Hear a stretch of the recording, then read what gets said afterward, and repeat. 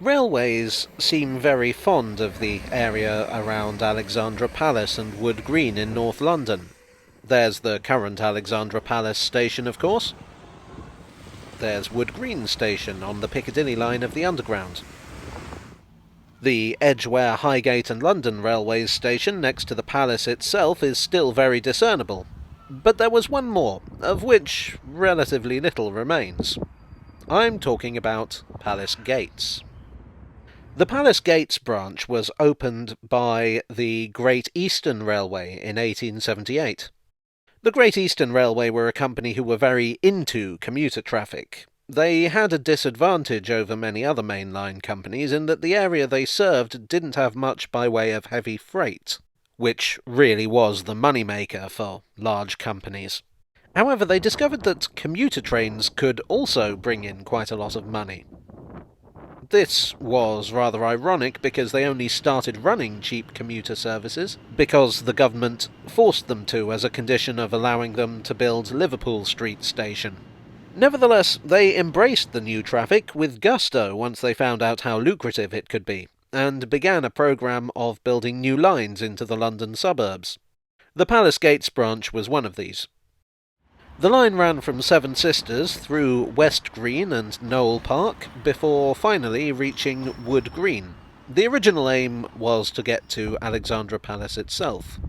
Alexandra Palace was an entertainment venue that the Great Eastern thought could be a valuable source of traffic.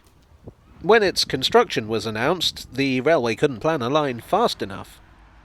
Unfortunately, the palace is at the top of a very steep hill, and there was no way the Great Eastern's locomotives could manage a climb like that. I can barely manage it myself. So they compromised, put their terminus at the bottom of the hill, and called it Palace Gates. Even though it, isn't actually at the Palace Gates. And there are two stations closer to the palace. The result was a bit of an odd line whose purpose wasn't entirely clear.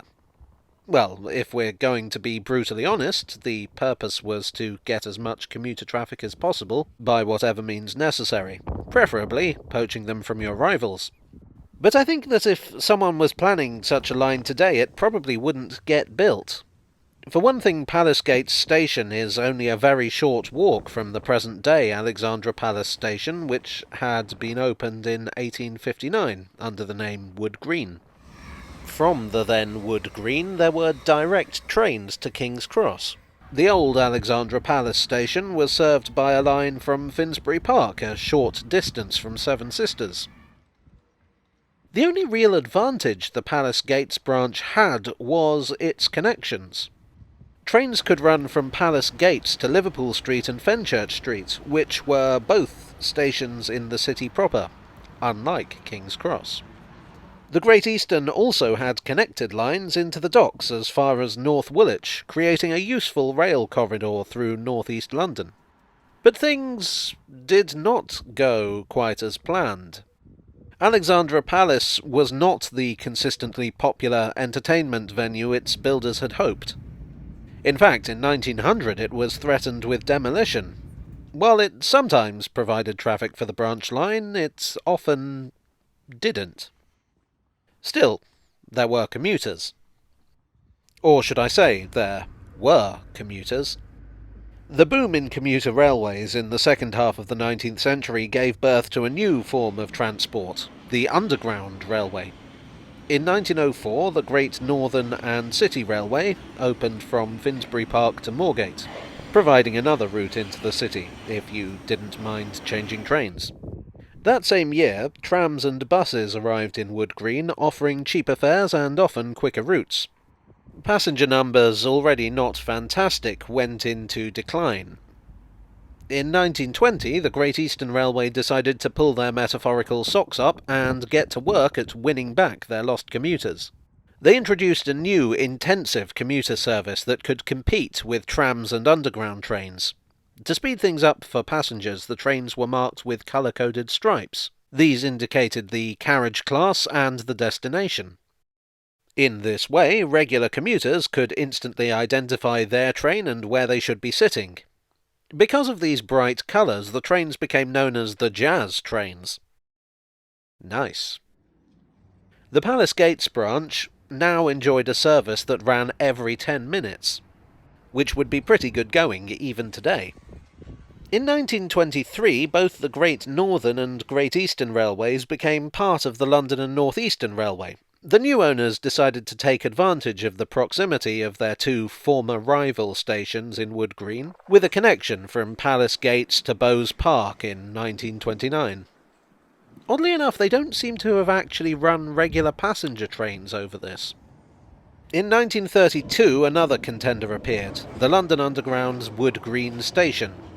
Compared to the slow, smoky old steam trains, the new electric trains of the Piccadilly line were a breath of fresh air.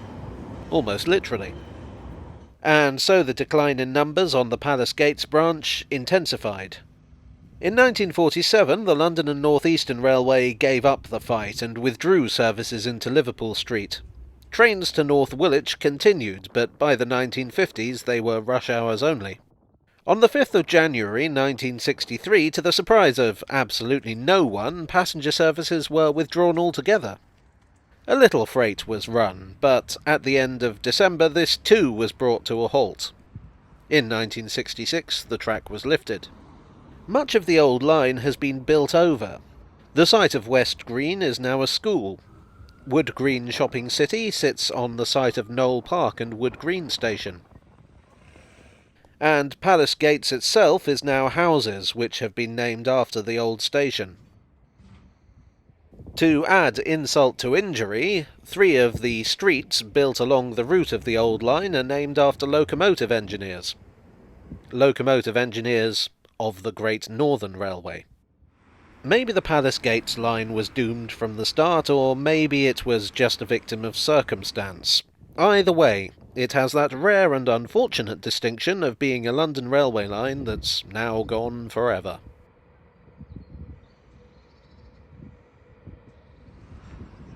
Well, I do hope you enjoyed today's video. If so, please do click the like button and perhaps consider subscribing for more. I'm going to put a link in the description below to a video by Alan Snowden of the journey from North Woolwich to Palace Gates in 1960, which you might find interesting to get a better idea of what the line was like in, if not its heyday, while it was still running. I'd also like to thank, as I always do, my donors on Ko-fi and Patreon for their kind support of this channel. You are the jazz train to my Palace Gates. And I'll see you all again very soon. Cheerio.